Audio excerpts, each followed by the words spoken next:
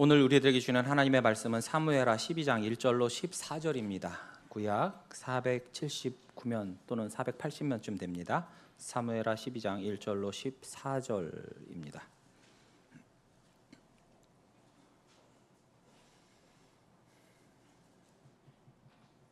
다 찾으셨으면 교독하시고 14절은 함께 읽겠습니다. 여호와께서 나단을 다윗에게 보내시니 그가 다윗에게 가서 그에게 이르되 한 성읍에 두 사람이 있는데 한 사람은 부하고 한 사람은 가난하니 그 부한 사람은 양과 소가 심히 많으나 가난한 사람은 아무것도 없고 자기가 사서 기르는 작은 암양 새끼 한 마리뿐이라. 그 암양 새끼는 그와 그의 자식과 함께 자라며 그가 먹는 것을 먹으며 그의 잔을 마시며 그의 품에 누움으로 그에게는 딸처럼 되었거늘 어떤 행인이 그 부자에게 오매 부자가 자기에게 온 행인을 위하여 자기의 양과 소를 아껴 잡지 아니하고 가난한 사람의 양 새끼를 빼앗아다가 자기에게 온 사람을 위하여 잡았나이다 하니 다윗이 그 사람으로 말미암아 노하여 나단에게 이르되 여호와의 살아계심을 두고 맹세하노니 이 일을 행한 그 사람은 마땅히 죽을 자라. 그가 불쌍히 여기지 아니하고 이런 일을 행하였으니 그 양 새끼를 4배나 갚아 주어야 하리라 한지라.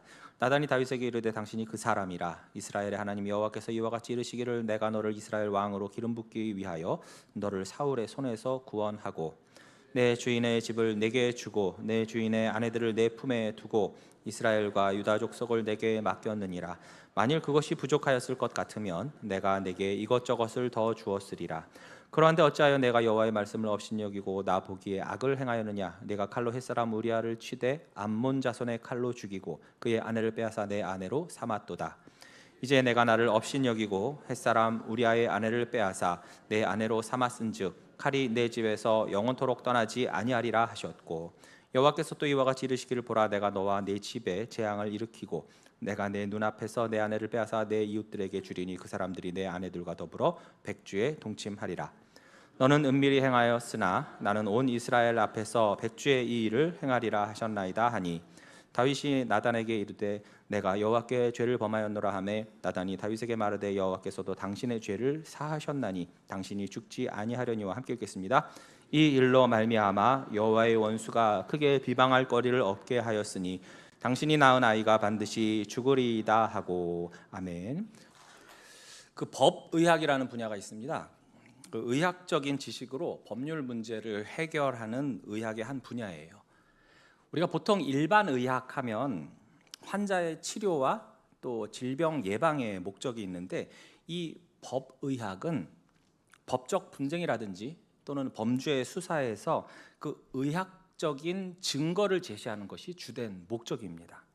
그래서 사인, 즉 사망한 이유를 규명한다든지 또 범죄 현장에서 발견된 그 증거들을 가지고서 분석을 한다든지 그런 일들을 해요. 그래서 우리가 뉴스나 또는 어떤 영화 같은 데 보면 그 시신을 부검하기도 하잖아요. 그래서 어떤 원인으로 이 사람이 사망을 했는가, 예를 들어서 어떤 약물이나 독성 물질에 중독이 됐는가, 또는 흉기는 무엇인가, 또 만약 시신이 굉장히 많이 훼손이 되었다면 치아를 가지고서 그 사람을 판별하는 그런 일들을 해요.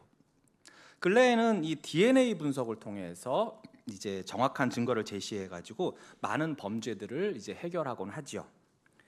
이 법의학이 조선 시대에도 있었다고 합니다. 그래서 기록에 보면 시신에 은으로 된 침을 이렇게 꽂아서 그 은으로 된 침이 이제 시커멓게 변하면 이 사람이 독살된 것이구나, 그런 것을 알았다는 내용도 있어요. 얼마 전에 아주 흥미로운 기사가 있었습니다.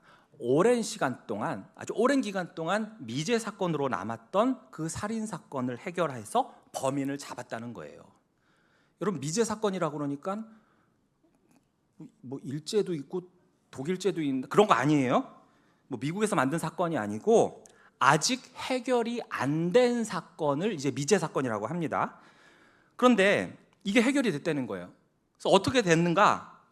그 사건이 발생했던 그 과거보다 지금의 현재의 그 의학 과학이 아주 상당히 발달하다 보니까 검사 장비라든지 기계라든지 조사 방법 등이 아주 획기적으로 이제 발전을 한 거예요. 새로운 연구 방법도 등장을 하고 그런 거죠. 그러다 보니까 전에는 극소량의 혈흔이나 체액이 남아 있어서 그 정도로는 이제 DNA 검사가 불가능했는데 지금은 아주 발달해가지고 아주 병아리 오줌의 100분의 1만큼의 뭐 혈액, 뭐 체액만 있어도 범인이 누구인지 식별이 가능해졌다는 거예요. 그래서 몇십 년 전에는 이 증거가 없어서 눈앞에 있는 범인도 못 잡았는데 이제는 특정해서 잡을 수가 있게 된 거죠. 여러분 어떻습니까? 굉장히 놀랍죠? 한 명 놀라, 나만 놀라와, 저분하고 아무도 안 놀라와.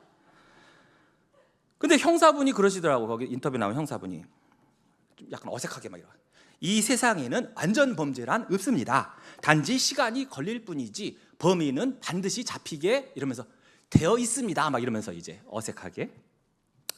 그렇지만 굉장히 믿음직스럽고 든든해 보였습니다. 그렇습니다. 완전 범죄라는 것은 없어요. 하물며 우리 하나님 앞에서 완전 범죄가 어떻게 있을 수 있겠습니까? 그렇죠? 불가능합니다. 전지전능하신 하나님 앞에서 피조물인 우리 인간이 하나님 모르게 완전 범죄를 저질 수 있다면 그럼 그분은 하나님이 아니시죠. 인간 형사나 경찰보다도 못한 존재가 되는 거예요. 그럼 이런 분을 어떻게 우리가 믿고 신뢰할 수가 있겠습니까? 그렇죠? 성경은 하나님께서 모든 것을 다 아신다고 계속 증거를 합니다. 히브리서 4장 13절에 보시면 지으신 것이 하나도 그 앞에 나타나지 않음이 없고 우리의 결산을 받으실 이의 눈앞에 만물이 벌거벗은 것 같이 드러나느니라. 하나님 앞에서는 그 어떤 것도 숨길 수가 없다는 거예요. 우리가 모든 것을 고백해야 할 그분의 눈앞에는 모든 것이 마치 벌거숭이처럼 다 드러나게 마련이라는 것입니다. 여러분도 혹시 남편이 엉뚱한 짓을 한다든지 비상금을 어디 숨겼다든지 별다방 미스김을 만나고 왔다든지 그럼 어때요? 벌써 촉이 딱 오잖아요. 솔직히 말해, 어디 갔다 왔어? 그럼 어떻게 해요? 순간 깨갱해요. 자녀들도 뭔가 안절부절하고 얘네들 막 눈빛이 흔들려. 그럼 어떻게 해요? 아, 또 이놈이 사고를 쳤구나. 여러분도 아시잖아요. 우리도 다 아는데 하나님이 모르시겠습니까? 시편 139편 1절에서 4절을 보시면 여호와여 주께서 나를 살펴보셨으므로 나를 아시나이다. 주께서 내가 앉고 일어섬을 아시고 멀리서도 나의 생각을 밝히 아시오며 나의 모든 길과 내가 눕는 것을 살펴보셨으므로 나의 모든 행위를 익히 아시오니 여호와여 내 혀의 말을 알지 못하시는 것이 하나도 없으시다라고 고백합니다. 예레미야 16장 17절에 보시면 아예 하나님이 직접 말씀을 하십니다. 이는 내 눈이 그들의 행위를 살펴보므로 그들이 내 얼굴 앞에서 숨기지 못하며 그들의 죄악이 내 목전에서 숨겨지지 못함이라 라고 말씀을 하셨어요. 참 두려운 말씀입니다. 그럼에도 우리는 종종 착각을 하죠. 하나님은 모를 거야. 안 보일 거야. 그래서 요나를 보세요. 니느웨로 가라는 하나님의 명령에 어떻게 합니까? 정반대인 다시스, 오늘날의 스페인으로 가는 배를 탔는데 그가 어디에 숨었습니까? 배의 제일 밑칸에 숨어요. 그럼 혹시 하나님이 못 볼 줄 알고, 그러면서 또 시간이 흐르면서 하나님도 잊어먹겠지. 어느 바람둥이 남자가 있었습니다. 어느 날 정말 마음에 드는 한 여자를 봤는데 이 여자가 자신에게 눈길조차 안 주는 거예요. 그래서 하나님께 기도했어요. 하나님, 제가 저 여자와 결혼만 하게 해주신다면 저 여자를 끝으로 앞으로는 절대 바람 피지 않겠습니다. 제가 만약에 바람을 또 피운다면 절 그때 죽이셔도 좋아요. 그런데 이 기도 때문이었는지 그 꿈에 그리던 여인과 드디어 결혼을 하게 되었습니다. 근데 몇 달 지나서 집어릇 개주나 또 바람을 피기 시작한 거예요. 아내 눈에 피눈물이 나는데도 아랑곳하지 않아요. 그런데 놀라운 것은 이 남자가 멀쩡하다는 것입니다. 1년이 지나도 2년이 지나도 아무 일도 안 일어나는 거예요. 어떤 생각을 할까요? 아, 하나님이 못 보셨나 보다. 아, 하나님이 모르시나 봐. 하나님이 내 기도 까먹었나 봐. 이것 봐, 아무 일도 안 일어나잖아. 하나님도 별 수 없구나. 그러다가 3년이 지난 어느 날 또 다른 바람핀 여자와 함께 이번엔 유람선을 타고 크루즈 여행을 떠나게 된 거예요. 아내하고는 일자산도 가본 적 없으면서. 그런데 갑자기 바다 한가운데에서 풍랑이 나고 천둥 번개가 치고 배가 곧 뒤집힐 것 같은 거예요. 그제서야 이 바람둥이 남자는 자신이 한 3년 전에 기도가 떠올랐어요. 아, 그때 내가 또 바람을 피게 되면 하나님이 날 죽여도 좋다고 했는데 지금이 그때인가? 설마. 3년이나 지났는데 새삼스럽게. 그리고 지금 나 말고도 입에 100명이 넘게 사람이 있어. 하나님이 나 하나 죽이자고 저 사람들까지 다 죽이시겠어? 택도 없는 소리 하고 있네. 그 생각이 드니까 어때요? 나의 마음이 늘 다시 평안해지는 거예요. 그렇구나. 그런데 그때 하나님의 음성이 들렸습니다. 야, 너 같은 놈 100명 이 한 자리에 모으느라고 3년 걸렸네. 3년. 엄청 힘들어. 아주 그냥 다 모으느라고 아주 힘들어 죽겠네 아주. 그런데 다윗도 그랬던 것 같아요. 자기가 원하는 대로 밧세바를 취해서 간음을 저질렀고 임신하자 자신의 계획대로 우리아를 살인교사해서 죽였어요. 그런데 아무 일도 안 일어나는 거예요. 우리아의 장례가 끝나자마자 냉큼 밧세바를 데려와서 결혼을 했습니다. 그래야 밧세바의 뱃속의 아기가 정상적인 결혼 관계를 통해서 나온 아이라고 둘러댈 수가 있으니까. 속사정도 모르는 백성들은 뭐라고 할까요? 와, 우리 다윗 왕께서 정말 아끼시는 그 부하장수 우리아가 전쟁터에서 죽으니까 그 홀로 남겨진 미망인 그 아내를 저렇게 데려다가 결혼까지 하면서 남은 그녀의 인생을 책임져 주시는구나. 야, 우리 다윗 왕 진짜 상남자다. 남자 중에 남자다. 멋지다. 그렇게 막 칭송을 했을 거 아니에요. 이것을 본 요압 장군은 뭐라고 했을까요? 놀고들 있네. 아이고, 내가 저 시커먼 속을. 비웃었겠죠. 그러나 진짜 무서운 것은 따로 있었습니다. 사무엘하 11장 27절에 보시면 다윗이 행한 그 일이 여호와 보시기에 악하였더라. 하나님은 다 보셨고 다 아셨어요. 그리고 악하다라고 평가하시면서 서서히 그 심판을 준비하고 계셨던 것입니다. 다윗은 착각했죠. 아무 일도 없네. 하나님이 모르시나 봐. 잊어버리셨나? 처음엔 누가 알면 어떡하지 하면서 하루 이틀 전전긍긍 하다가 한 달, 두 달, 이제 거의 다 1년이 다 되어 가니까 이제는 언제 그런 일이 있었냐는 듯 행복한 나날을 보내고 있었던 거예요. 그렇지만 이때가 바로 다윗에게 있어서는 가장 어두운 순간이었습니다. 하나님이 모르시고 못 보신 게 아니라 그의 죄로 인해서 그가 하나님과의 관계가 단절된 진정한 어둠의 시간이었다는 것을 본인만 모르고 있었어요. 오늘 말씀을 통해서 하나님께서 어떻게 이 다윗의 죄를 다루시고 계신지, 그리고 그 죄의 결과가 얼마나 심각한지를 깨닫고 동시에 회개와 용서를 통한 하나님의 은혜를 다시금 묵상할 수 있는 시간 되시기를 바랍니다. 자, 밧세바와의 간음 사이에서 아이도 낳고 또 하루하루 즐겁게 보내던 어느 날 하나님이 드디어 움직이기 시작하신 거예요. 바로 왕실 소속 선지자인 나단이 다윗을 방문한 것입니다.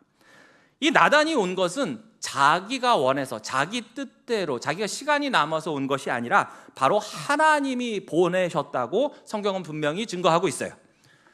나단은 다윗에게 처음부터 직접적으로 그의 죄를 지적하지 않고 한 비유를 사용했습니다.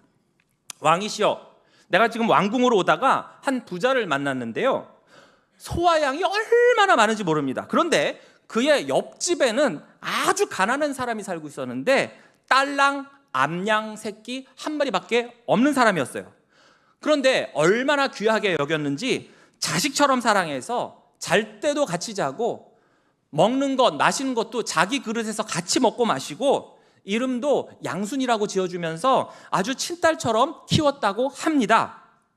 자, 여기까지만 들었을 때 다윗은 미소를 지었을 거예요. 왜 그렇습니까? 자기도 어릴 적에 목동일 때 양을 키워봐서 그 마음이 어떤지를 잘 아니까요. 자기도 한때 새끼 양 한 마리 구하려고 목숨을 걸고 사자와 곰과 싸운 적도 있었어요. 암양 새끼 그 이쁜 것을 위해 목숨까지도 바쳤던 때가 떠올랐을 겁니다. 그 한 마리가 얼마나 소중한 것인지 다윗이 모를 리가 없어요. 그래서 나단이 이어서 말합니다. 그런데요, 이 부자에게 손님이 왔습니다. 당시나 지금이나 중동 지역에서는 그 손님이 오면 굉장히 성대하게 대접을 한다고 하죠. 손님이 왔더니 아니 이 사람이 대접을 하고 싶으면 자기 양이나 소를 잡지 않고 그건 또 아깝다고 하면서 옆집 그 가난한 사람의 하나뿐인 암양 새끼를 뺏어다가 죽여서 요리를 해서 대접을 했다지 뭡니까? 라고 말해요. 여기서 다윗이 폭발을 합니다. 아니, 그런 나쁜 놈이 내 백성 중에 있다는 거요? 내가 여호와의 살아계심을 두고 맹세하노니 그놈은 마땅히 죽을 것이고 율법에도 그에 대해서 4배나 갚으라고 했죠. 내가 그렇게 명령을 하겠소. 자, 여러분, 다윗은 하나님이 세우신 왕이에요. 다윗은 앞서 사무엘하 7장 18절에서도 다윗 왕이 여호와 앞에 들어가 앉아서 이르되 뭐라고 했냐면, 주 여호와여, 나는 누구이오며 내 집은 무엇이기에 나를 여기까지 이르게 하셨나이까? 라면서 너무나도 겸손하게, 그러나 감격해서 하나님께 고백하던 사람이었어요. 하나님, 내가 뭐라고, 내 집안이 뭐 볼 게 있다고 이런 나를 이런 영광스러운 자리에 앉히셨습니까? 우리도 과거 그러지 않았습니까? 하나님, 내가 뭐라고 목사를 세우시고 장로를 세우시고 집사를 세우시고 권사를 세우시면서 이런 영광스러운 자리와 직분에 앉혀주셨습니까? 감격하고 눈물 흘리고 겸손했는데 어느덧 시간이 흐르면서 마치 그것을 내 능력으로 내가 한 것처럼 위세를 떨고 교만을 떨고 있지 않았습니까? 하나님이 다윗 혼자 잘 먹고 잘 살라고 지 맘대로 하라고 왕을 세운 게 아니죠. 하나님의 백성들을 섬기고 잘 보살피고 그들을 옳은 길로 하나님의 뜻대로 인도하게 하시려고, 마치 예전에 목동 다윗이 양을 그렇게 치듯이 그렇게 백성들을 돌보라고 왕을 삼아 주신 것이잖아요. 어린 암양 새끼 한 마리밖에 없는 그 가난한 사람도 행복하게 살 수 있게 하라고 왕으로 세워주신 거예요. 그런데 그가 한 일이 무엇이었습니까? 하나님이 주신 왕권을 이용해서 간음하고 살인 교사했어요. 하나님이 주신 것으로 만족하지 못하고 자신이 왕이기 때문에 무엇이나 할 수 있고 무엇이나 가질 수 있다고 생각을 하고 그것을 실제 실행으로 옮긴 것입니다. 그는 하나님으로부터 위탁받은 하나님의 백성을 보호하고, 또 그 당시는 왕은 곧 재판장과 겸하였기 때문에 정당한 판결을 내리는 등의 지혜를 보여줘야 했지만, 오히려 지금은 어떻게 합니까? 자기 범죄를 드러내고 그 범죄에 합당한 형벌, 율법에서 명한 형벌을 지금 자기 입으로 스스로에게 부과하고 있는 거예요. 이것이 하나님의 방법이었습니다. 그럼 왜 하나님은 나단에게 처음부터 그의 죄를 꾸짖고 그 죄를 지적하지 않고 이처럼 비유로 말씀하셨을까요? 다윗 스스로 자백할 기회를 주시려고 했던 거예요. 아간의 범죄도 그 즉시 아간을 지복하지 않고 어떻게 했습니까? 서서히 제비를 뽑으면서 아간으로 추려나가셨지요. 그리고 그 시간 동안 바로 아간이 스스로 죄를 자백하기를 원하셨지만 아간은 끝까지 자신이 홀로 남을 때까지 자신의 죄를 자복하지 않았어요. 나단이 비유를 말한 것도 사실은 다윗에게 회개할 기회를 주고 있는 것인데, 다윗은 어떻게 했습니까? 자신은 거기서 쏙 빼버리고 그 가상의 인물, 비유 속에 나와 있는 그 부자가 죽어야 한다고 흥분을 했습니다. 또한 처음부터 이 단도직입적으로 나단이 다윗을 지목했다면 다윗은 순간적으로 발뺌을 하거나 부인을 했거나 어쩌면 네가 감히 왕한테 그런 식으로 음해를 해 하면서 위해를 가했을지도 몰라요. 자, 그만큼 다윗은 죄로 인해 영적으로 매우 둔감해지고 무뎌져 있었다는 거예요. 이런 다윗에게 나단은 비유를 통해서 다윗 스스로 자신에게 형벌을 내리겠고 객관적 시각으로 자신의 죄를 돌아보고 깨닫도록 한 것입니다. 시편 50편 21절 말씀에 네가 이 일을 행하여도 내가 잠잠하였더니, 내가 가만히 있었더니 네가 나를 너와 같은 줄로 생각하였도다. 네가 범죄를 행하고도 하나님이 가만히 있으니까 야, 너 나랑 동급으로 여기는 거야? 내가 모를 줄 알고? 그러나 내가 너를 책망하여 내 죄를 내 눈앞에 낱낱이 드러내리라 하시는도다. 이제 나단은 자신의 죄는 외면한 채 홀로 정의로운 척하는 다윗에게 단호하게 말하죠. 당신이 바로 그 사람입니다. 네가 그 놈이야. 하나님이 주신 지혜를 가지고 말했던 나단 선지자의 이 비유는 다윗의 죄를 드러내기 위한 것뿐 아니라 바로 하나님의 공의와 진리를 깨닫게 하기 위한 도구였던 것입니다. 그러면서 나단은 다윗에게 하나님께서 당신에게 지나온 세월 얼마나 많은 은혜를 베푸셨는지를 상기시키고 있어요. 그런데 그 은혜가 지금은 오히려 어떻게 되고 있습니까? 다윗의 죄를 더욱 두드러지게 하고 있습니다. 한 말씀 한 말씀, 한마디 한마디가 아주 뼈를 때려요. 조금 전까지는 비유였지만 이제부터는 뭐예요? 팩폭을 합니다. 팩트로 폭격을 해요. 그것도 아주 원점 타격을 해서 말이죠. 그래서 7절에 보시면 너 기름 부어 왕으로 세우려고 내가 사울의 손에서 구해준 거 몰라? 8절에 보시면 사울이 가진 거 너 다 줬잖아. 이스라엘 족속, 유다 족속 다 너한테 맡겼잖아. 부족한 점이 있었다면, 그럴 리가 없겠지만, 하나님이 주시는 것이기 때문에 부족한 게 있을 리가 없겠지만, 만약에 그랬다면 내가 이것저것 다 줬을 거야. 그러면서 9절 볼까요? 그러한데 어찌하여 네가 여호와의 말씀을 업신여기고 나보기에 악을 행하였느냐? 내가 칼로 햇사람 우리아를 치되 암몬 자손의 칼로 죽이고 그의 아내를 빼앗아 내 아내로 삼았도다. 다윗의 범죄는 개인의 일탈이나 실수 정도가 아니라 근본적으로 뭐라는 거예요? 여호와의 말씀, 곧 하나님 자신을 업신여긴 거였어요. 그리고 그것이 하나님 보시기에 너무나도 악한 것이었습니다. 우리가 죄를 저지르고 죄의 길을 택하는 것은 단순한 실수, 허물에 그치는 게 아니라는 거예요. 그 근본은 하나님을 업신여기는 것입니다. 우리 하나님은 절대 우리에게 업신여김을 받을 뿐이 아니에요. 갈라디아서 6장 7절 말씀대로 스스로 속이지 마라. 하나님은 업신여김을 받지 아니하시나니 사람이 무엇으로 심든지 그대로 거두리라. 아멘. 다윗은 밧세바를 처음 본 순간부터 지금까지 스스로를 그리고 하나님을 속여왔고, 이것은 업신여김을 받지 않으실 그 하나님을 업신여긴 것이었습니다. 결국 다윗이 심은 죄의 씨앗을 심은 대로 그대로 거두게 하시는 심판을 말씀하시죠. 하나님이 이 일이 얼마나 화가 나셨는지 9절에서도 그렇고 10절에서도 그렇고 네가 나를 업신여겼다고 2번이나 반복하시죠. 나단은 다윗에게 닥칠 심판의 내용을 선포합니다. 우선 10절에 칼이 내 집에서 영원토록 떠나지 아니하리라. 다윗의 죄는 그의 가정에 큰 비극을 가져올 거예요. 그의 자녀들 간의 갈등과 반역과 가족 간의 처참한 비극을 우리는 앞으로 이 말씀을 통해서 봄으로써 이 예언이 얼마나 정확히 성취가 되는 것인지를 보게 될 것입니다.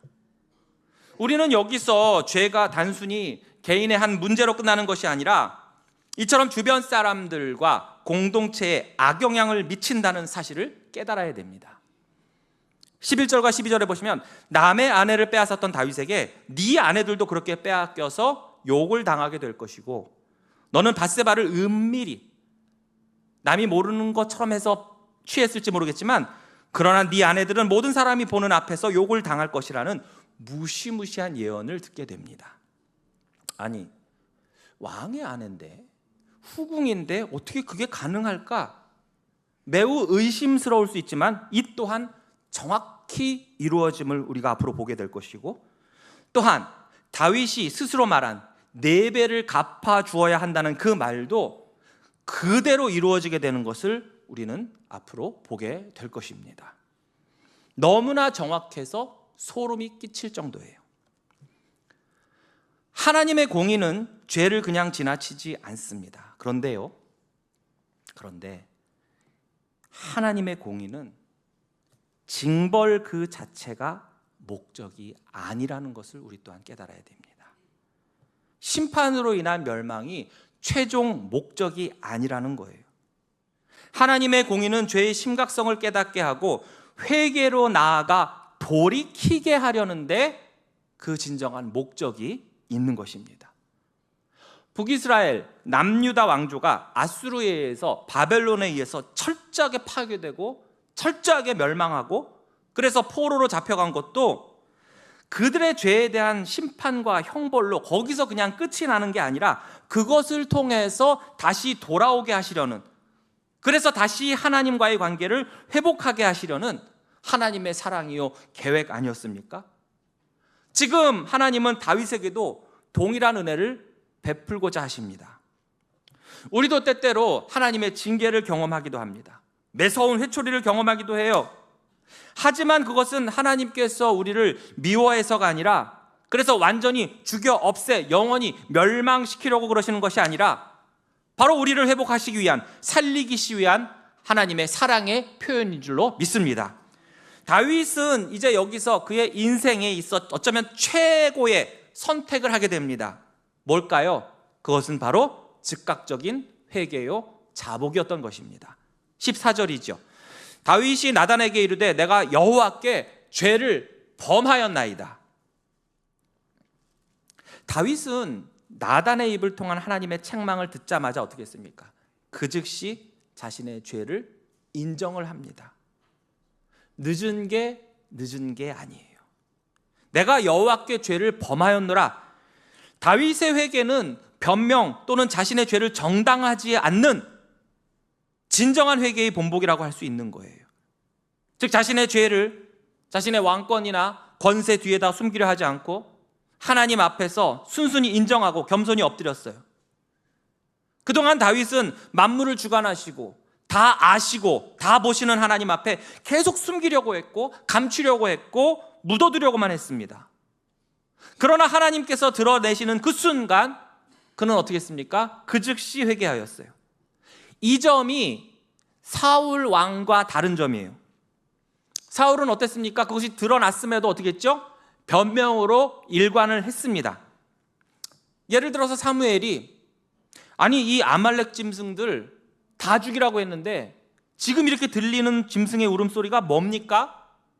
라고 했을 때 내가 여호와 앞에 범죄하였나이다, 내가 불순종하였나이다 그러지 않고 뭐라고 했죠?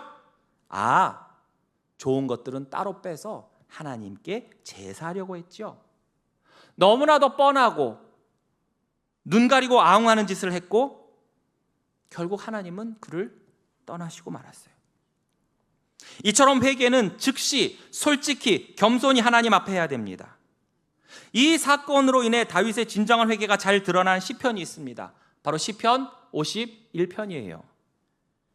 다윗은 과거에 사울이 회개하지 않고 매번 자기 합리화를 하고 변명을 일관하고 그러다 결국 하나님이 사울을 떠나시게 되었고 그 후로 그의 인생이 어떻게 되었는지를 다윗은 너무나도 잘 알고 있었어요. 그래서 그는 하나님께 이렇게 눈물로 회개하며 기도했던 거예요. 그게 시편 51편 9절에서 12절입니다. 주의 얼굴을 내 죄에서 돌이키시고 내 모든 죄악을 지워주소서. 하나님이여 내 속에 정한 마음을 창조하시고 내 안에 정직한 영을 새롭게 하소서. 나를 주 앞에서 쫓아내지 마시며 주의 성령을 내게서 거두지 마소서. 주의 구원의 즐거움을 내게 회복시켜 주시고 자원하는 심령을 주사 나를 붙들어 주시옵소서. 다윗이 죄를 숨기려고 하고 덮는 데 급급할 때는 무엇을 가장 두려워했습니까? 백성들의 시선, 자신의 체면, 인기 등 과거 사울왕이 했던 그 사울왕이 두려워했던 것을 그대로 답습해 왔었어요. 그런데 이 시에서 보았듯이 진정한 회개를 하니까 무엇이 가장 두려워졌습니까?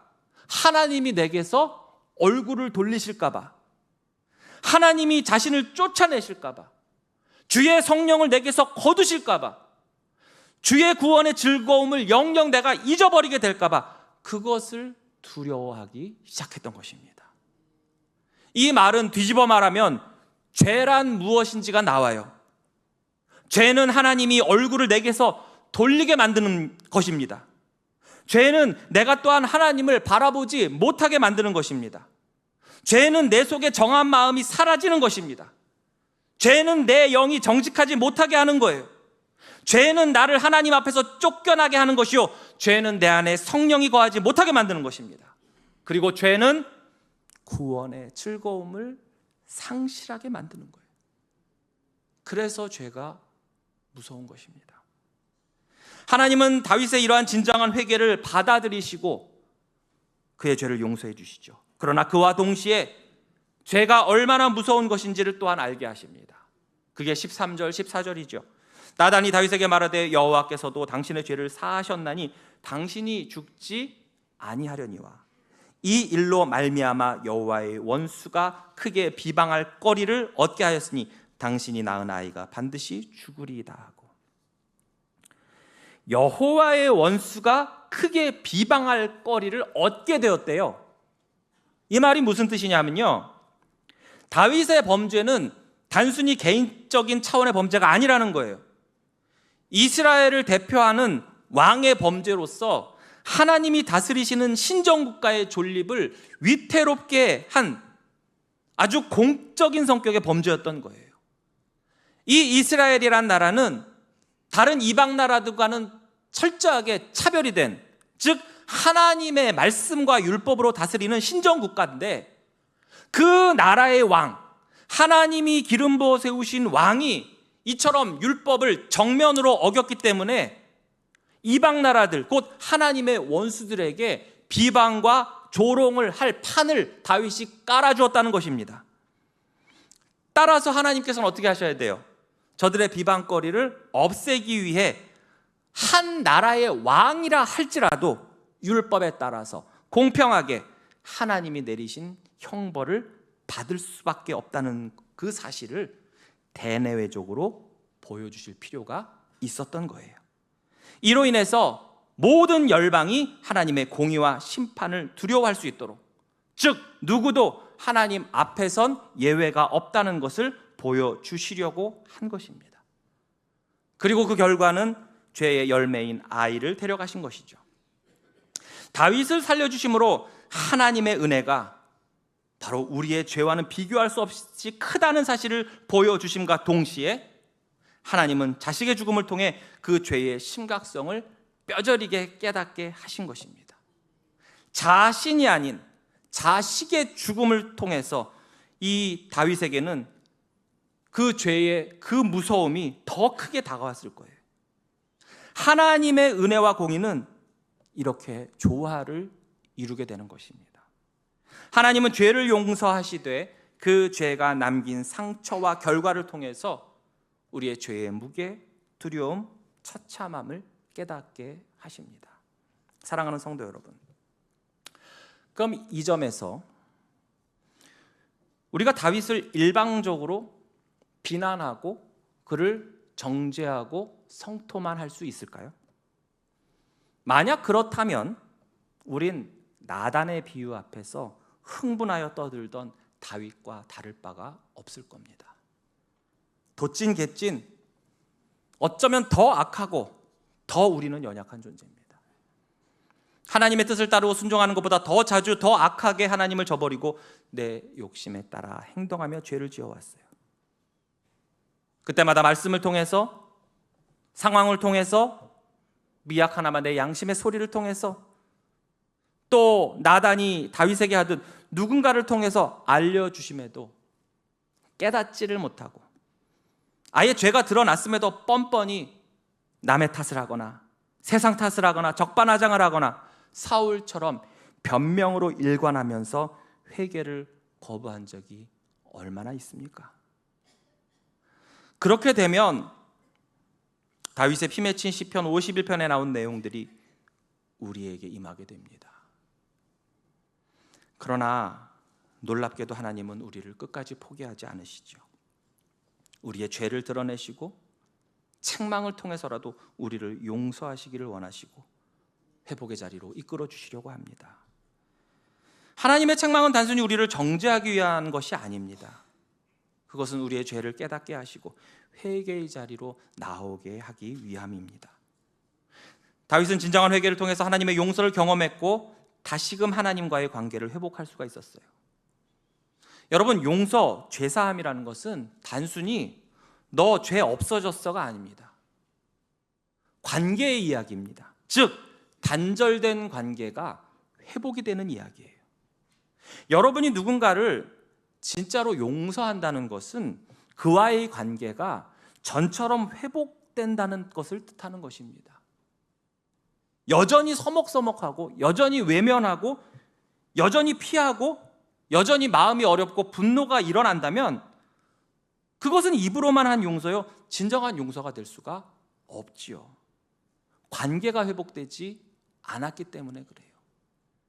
그러나 우리 하나님은 우리가 전심으로 회개하고 용서를 구할 때 용서해 주시고 다시금 그 관계를 회복하게 하십니다. 사랑하는 성도 여러분, 아들을 죽이시면서까지 나의 죄를 용서해 주시고 나와의 관계가 회복되어 화목하기를 그 누구보다도 원하시는 하나님 앞에 우리가 과연 숨길 게 뭐가 있겠습니까? 변명할 게 뭐가 있겠습니까?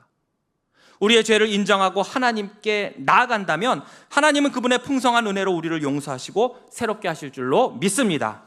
죄의 대가는 물론 큽니다. 그러나 이것을 부정할 수는 없어요. 그러나 하나님께서 우리에게 베푸시는 용서와 회복의 은혜는 그와는 비교할 수 없을 만큼 더욱더 크신 줄로 믿습니다. 진정한 회개를 드림으로 하나님의 은혜와 사랑을 통해 다시금 하나님과의 관계가 회복이 되어서 하나님과 화목해질 수 있는 저와 여러분 되시기를 주님의 이름으로 축복합니다. 기도하겠습니다. 하나님 아버지, 은혜와 사랑을 감사드립니다. 우리가 날마다 죄를 지으면서도 그때그때마다 하나님 앞에 회개하는 것이 아니라 때론 뭉개고, 때론 잊어버리고, 때론 합리화하고, 때론 변명으로 일관했고, 세상이 이러니 어쩔 수 없어, 원래 그런 거야 등등 여러 가지 이유로 하나님 앞에 회개하기를 거부했던 이 죄인을 용서하여 주시옵소서. 즉각적이고 솔직하게 겸손하게 하나님 앞에 죄를 자복하고 용서를 구할 때 인자와 긍휼이 무궁하신 하나님께서 나의 죄를 용서해 주시고 죄로 인해서 단절되었던 하나님과의 관계를 다시금 이어주시면서 화목하게 하실 줄로 믿습니다. 올 한 해 정말 하나님 앞에 우리의 죄를 낱낱이 고백하고 하나님의 용서와 자비를 구하고 그로 인해서 하나님께서 베풀어 주시는 그 은혜와 또 화목한 관계를 계속해서 이어져 갈 수 있는 저희들 되게 하여 주시옵소서. 이 모든 말씀 우리 예수 그리스도의 이름으로 기도하옵나이다. 아멘.